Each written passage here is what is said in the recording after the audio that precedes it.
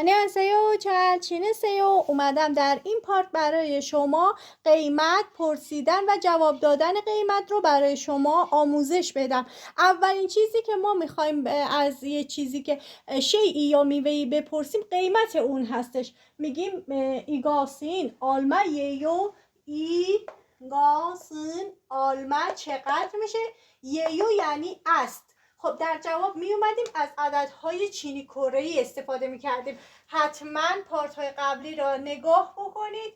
من در اونجا نوشتم عددهای چینی کره‌ای رو آموزش دادم. خب واحد شمارش کره وان هستش. 3000 وان ایه. خب من نمیگم 3000 وان، میگم سم چانان ایه. سم چانانی ایه. 안녕하세요.